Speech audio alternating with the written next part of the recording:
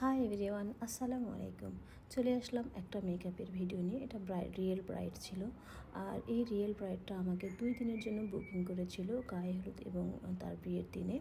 তো আপুকে সুন্দর করে মেকআপ দিচ্ছিলাম। আর প্রথম থেকে শেষ পর্যন্ত দেখবেন, তাহলে অনেক আপুরাই উপকৃত হবেন, মেকআপের অনেক কিছু শিখতে পারবেন। দেখতে পাচ্ছেন আপুর মুখে ছোট ছোট ফ্রেঙ্কেল ছিল, সেগুলো আমি কিভাবে হাইড করলাম একের পর এক।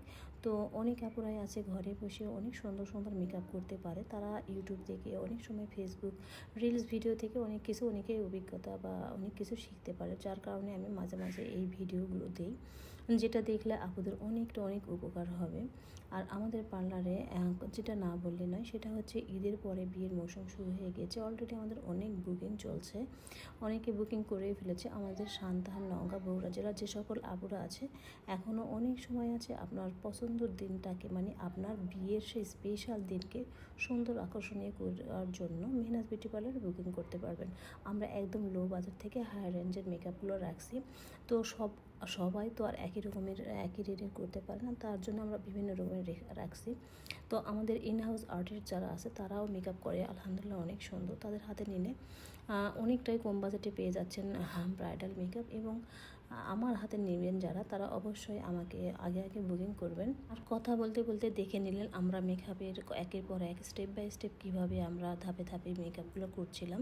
আসলে এখন মোটামুটি গরম পড়ে গেছে, আর এই সময় লং লাস্টিং মেকআপ করার জন্য অনেক কিছু স্টেপ অবলম্বন করতে হয়, অনেক কিছু বিষয়ের মাথায় রাখতে হয়।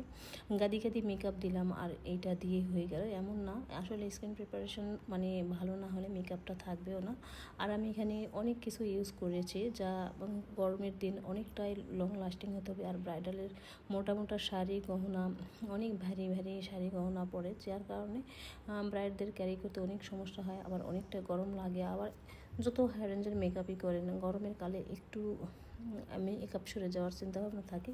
তো এই জন্য গরমের সময় মেকআপ করার সময় অনেক দিক খেয়াল রাখতে হয়।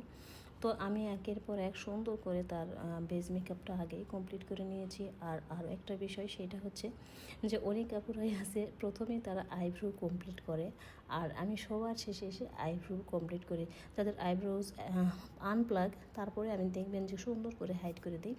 তো কথা বলতে বলতে আপুটার মেকআপ একেবারেই কমপ্লিট হয়েছে। আমরা অর্নামেন্টসগুলো সেট করে দিলাম।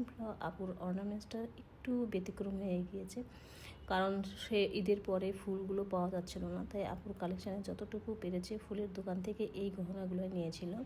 আর ফাইনালি আপুকে এত সুন্দর লাগছিল, ক্যামেরার বাইরে আরও অনেক সুন্দর লাগছিল। আপুকে মনে হচ্ছে একটা পুতুলের মতো। তো সবাই ভালো থাকবেন, আল্লাহ হাফেজ।